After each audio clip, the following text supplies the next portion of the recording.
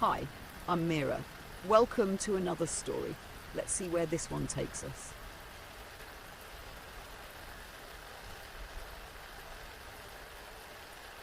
The morning haze hung low over the port city of Kael, wrapping its narrow alleys and sagging rooftops in a shroud of unease. Kael navigated the labyrinthine streets with practiced ease, their sharp eyes scanning for any sign of council enforcers. The package beneath their cloak weighed heavily, its faint hum a constant reminder of the forbidden power it contained. The enchantment's presence was like a second heartbeat, steady but ominous. Kael turned into an alley and stopped at a familiar vendor selling nothing more remarkable than dried herbs and glass vials. They nodded subtly, their movements mechanical, but the transaction was anything but mundane. Kael slipped a small pouch of coins onto the counter, receiving an unassuming wrapped parcel in return. "You're playing a dangerous game," the vendor muttered, their eyes never meeting Kael's. Kael smirked. "When am I not?" They didn't wait for a response, but retreating into the shadowed alley and disappearing into the crowd. Their mind was consumed by thoughts of Vera, fragile and fading in the small room they called home. The enchantment was their last hope, a relic so powerful it could rewrite the moments that had led to their siblings' suffering. But with such power came risk. Turning another corner, Kael froze. A figure stood at the end of the alley, leaning casually against the wall. The black coat trimmed with silver made Kael's stomach twist, the uniform of a council enforcer.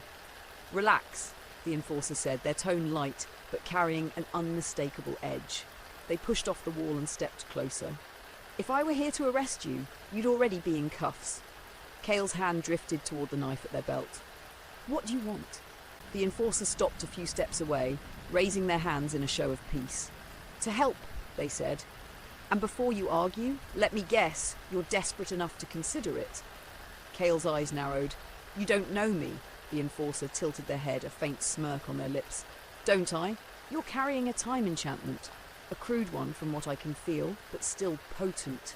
You wouldn't risk something like that unless you were out of options." Kael's blood ran cold, but they didn't let it show. "Who are you?" "Daelin," the enforcer replied. "And before you ask, no, I'm not here on council business. Let's just say I have my own reasons for wanting to see their grip loosened." Kael's grip on their knife tightened. "And what do you expect in return?" Daelin's smirk faded, replaced by something sharper. "Cooperation. That enchantment you're carrying. It's unstable. Use it wrong, and it'll rip through more than just the moment you're trying to fix. You'll need someone who knows how to control the fallout." Kael hesitated. Trusting an enforcer was a risk, but they knew Daelin wasn't bluffing. The enchantment hummed faintly, its raw energy pulsing like a caged beast. If they used it without guidance, the cost could be catastrophic. "And if I say no?" Kael asked. Daelin shrugged. "Then you'll probably end up doing more damage than you realise. The council will find you and your sibling will still." They stopped, their gaze hardening. "Let's not pretend you're doing this for anyone but them." Kael's chest tightened. "How do you know about Vera?" Daelin smiled faintly. "I make it my business to know useful people. You're not the first desperate smuggler I've dealt with." The words stung, but Kael forced themselves to stay calm. After a long moment, they nodded. "Fine. But if this is a trap..." "It's not," Daelin said quickly. "The council and I aren't exactly on friendly terms. Trust me when I say this benefits both of us." Kael wasn't convinced, but they had no better options. The path ahead was riddled with danger, but the thought of Vera, alive and whole, pushed them forward. "Lead the way," Kael said, their voice steady despite the knot in their stomach. Daelin's smirk returned. "Good choice." As they moved deeper into the city's shadowed underbelly, Kael couldn't shake the feeling that the enchantment's hum had grown louder, as if it were anticipating what was to come.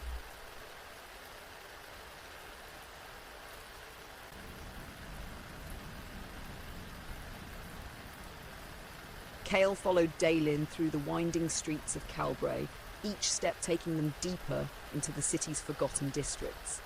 Here the alleys were narrower, the air thicker with the acrid stench of decaying magic. Faint wisps of lingering arcane energy floated through the cracks in the cobblestones, remnants of past enchantments discarded like refuse. Kael kept one hand on the package beneath their cloak, the other close to their knife. Where are we going? Kael asked, their voice low. To someone who can stabilize the enchantment, Dalen replied, glancing over their shoulder. It's raw right now. If you try to use it as is, you'll tear reality apart, and I'm not being dramatic. Kael snorted, though unease prickled at the edges of their mind. And why exactly does an enforcer know someone like that? Dalen smirked. Because I don't like playing by the council's rules. You'll find plenty of us who don't. That's not reassuring. It's not meant to be. Kael rolled their eyes but didn't push further. They had no reason to trust Dalen, but their options were limited. Each passing moment brought them closer to the council's notice, and the hum of the enchantment seemed to resonate with that urgency. Finally, Dalen stopped in front of a decrepit building, its facade covered in a tangle of vines and cracked stone. A faint glow pulsed from within, visible through the gaps in the boarded-up windows. Dalen knocked in a deliberate pattern, their fist striking the wood in a rhythmic sequence. The door creaked open a moment later, revealing a tall, wiry woman with streaks of silver in her jet-black hair. Her sharp eyes swept over the two of them, lingering on Kael. "You brought trouble," the woman said flatly, though her gaze was more curious than hostile. "Good to see you too, Anaya," Dalen said with a grin. "I've got something that needs your touch." Anaya stepped aside, motioning for them to enter. The interior of her workshop was a chaotic mix of books, arcane tools, and half-finished magical constructs. The air crackled faintly, alive with residual energy. Kael hesitated, their instincts screaming against stepping further into the unknown. "Get in or get out," Anaya snapped, her eyes narrowing. "I don't have time for hesitation." Kael scowled but stepped inside, their hands still clutching the package. Anaya gestured to a work table in the center of the room, clearing it with a wave of her hand. "Let's see it." Kael placed the package on the table and unwrapped it, revealing the crystalline enchantment. It glowed faintly, its structure jagged and asymmetrical, pulsing with raw energy. Anaya's eyes widened slightly, and she leaned closer, her fingers hovering just above the surface. "A time twist," she murmured, her tone a mix of awe and unease. "This shouldn't exist. The council purged these decades ago." "Yet here it is," Dalen said lightly. "Think you can stabilize it?" Anaya's lips pressed into thin line. "Stabilizing something like this isn't the problem. The problem is what happens after you use it. Time enchantments don't just rewrite moments, they leave scars. You know that, don't you?" Kael stiffened, their voice hard. "I didn't come here for a lecture. Can you do it or not?" Anaya shot them a sharp look but nodded. "I can stabilize it, but it won't solve your problem. The moment you activate this thing, you'll create a locus, a point of disruption where reality bends around your actions. The cracks will spread from there. You'll have to anchor the timeline or it'll unravel." Kael frowned. "Anchor it how?" Anaya sighed, rubbing her temples. "By ensuring the changes you make are reinforced. It's complicated and it's dangerous. You're tampering with forces you barely understand." Kael's jaw tightened. "I don't care. Just do it." Anaya studied them for a long moment, then nodded and began her work. Sparks of blue energy flickered as she adjusted the enchantment's crystalline structure, muttering incantations under her breath. The hum grew louder, more rhythmic, as the device stabilized. Kael watched intently, their chest tight with anticipation. "You're playing with fire," Anaya said as she worked. "I hope you're prepared for what comes next." "Just finish it," Kael replied, their voice sharp. Finally, Anaya stepped back, wiping her hands on a cloth. "It's done, but remember this, time doesn't like being manipulated. The council will notice, and the cracks will spread faster than you think." Kael picked up the enchantment, feeling its energy settle into a steady pulse. "That's my problem." As they turned to leave, Dalen placed a hand on Kael's shoulder. "No," they said quietly. "It's our problem now." Kael didn't respond, their focus already on the next step. Outside, the city seemed darker, its familiar streets tinged with an unfamiliar edge. The enchantment pulsed in their hands, a silent promise of both salvation and destruction. For Veyra's sake, Kael would see it through, no matter the cost.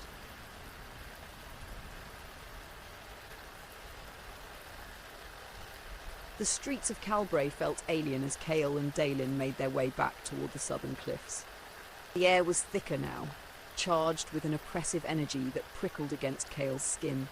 Buildings seemed to lean at unnatural angles, their shadows stretching longer than they should. People moved, with a jittery urgency, their conversations punctuated by uneasy glances over their shoulders.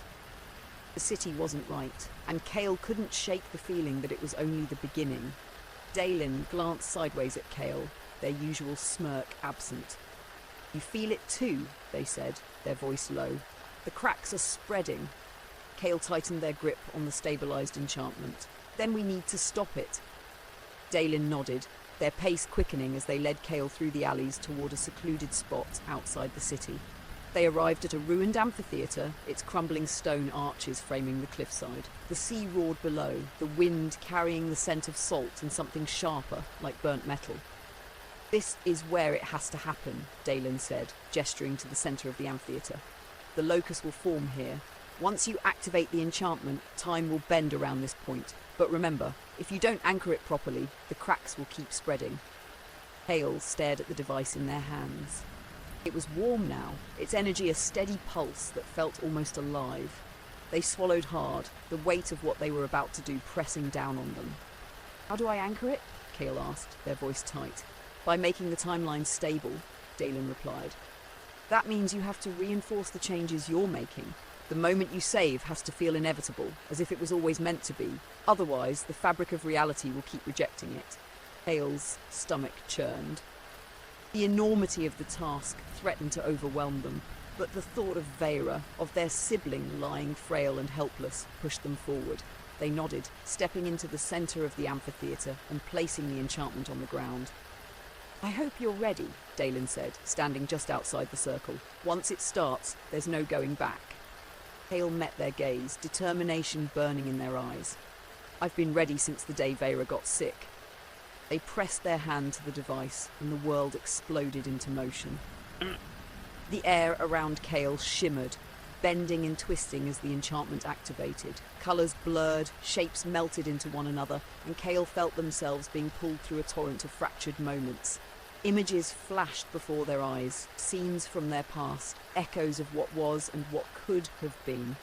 They saw Vera as a child, laughing and carefree, their eyes bright with curiosity.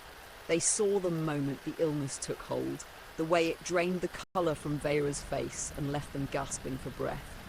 Kael's heart clenched as they reached for that moment, their minds screaming with effort as they fought to rewrite it. The resistance was immediate and fierce. The enchantment pulsed wildly, its energy pushing back against Kael's intrusion. The cracks in reality deepened, the edges of the amphitheatre flickering in and out of existence. Kael gritted their teeth, their entire body trembling as they forced the timeline to shift. "Anchor it!" Dalen shouted from the edge of the circle. "You have to make it stable." Kael focused harder, pouring everything they had into the memory. They envisioned Vera healthy, strong, their laughter ringing through the room. They imagined the illness vanishing before it could take hold, leaving no trace behind. Slowly the resistance began to fade, the cracks sealing as the timeline adjusted to Kael's will. The enchantment's glow dimmed, its energy settling into a steady rhythm. Kael collapsed to their knees, gasping for breath. The world around them stabilized, the flickering edges of reality smoothing into place. "It's done," Kael said hoarsely, their voice barely above a whisper. Dalen approached cautiously, their gaze sweeping over the amphitheatre. "For now," they said, "but we need to see if it held." Kael didn't wait for further discussion. They sprinted back to the city, their hearts pounding with both fear and hope. The streets still felt strange, but they pushed the thought aside, focusing on one thing, Vera. When they reached the small room they called home, Kael hesitated for a moment, their hand trembling as it rested on the doorknob. What if it hadn't worked? What if the cracks were still there, waiting to unravel everything? Taking a deep breath, they pushed the door open and froze. Vera sat on the bed, their cheeks flush with colour, their eyes wide with surprise. They looked up at Kael, their expression shifting from confusion to joy. "Kael!" Vera exclaimed, their voice strong and clear. "You're back." Kael staggered forward, falling to their knees beside the bed. Tears streamed down their face as they reached out to touch Vera's hand, the warmth of their sibling's skin a stark contrast to the cold, lifeless memory Kael had carried for so long. "You're okay," Kael whispered, their voice breaking. "You're alive." Vera frowned slightly, tilting their head. "Why wouldn't I be?" Kael, what's going on? Kael couldn't answer. They just held Vyra's hand, overwhelmed by the weight of their success and the cost it had come with. Dalen appeared in the doorway, their arms crossed. "Enjoy this moment," they said softly, "because the council will come, and when they do, they won't just stop at you." Kael looked up, their eyes hardening. "I'll protect them," they said, their voice steady, "no matter what." Dalen nodded, though their expression was grim. "Then you'd better be ready, because this is far from over." Kael turned back to Vyra, their resolve solidifying. They didn't know what the future held, but for now their sibling was safe, and that was enough. Thanks for listening. If the story stuck with you, come back next time for another journey.